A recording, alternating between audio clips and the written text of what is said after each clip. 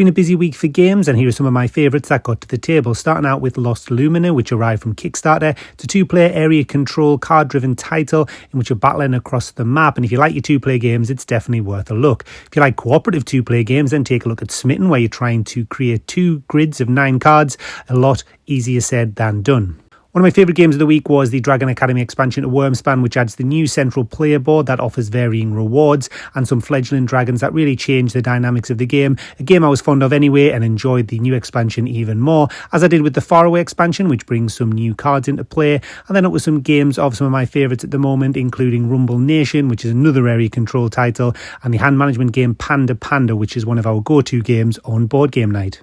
Core of Discovery is one of my favourite games of the week that probably works better solo than it does cooperatively, as you try and deduce the location of resources you need to complete objectives and ultimately slay monsters to take victory. Lots more on this to come, a fantastic first impression.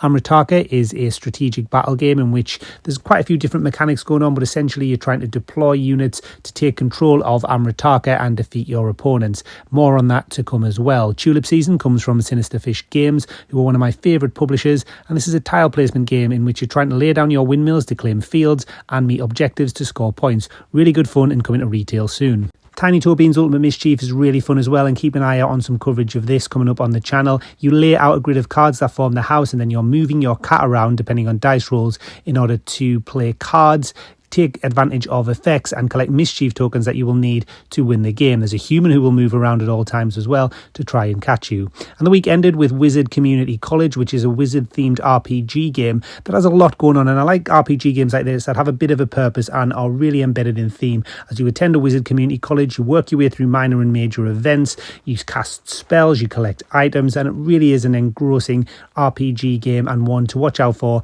It's live now on crowdfunding, and that rounded off a fantastic week of games.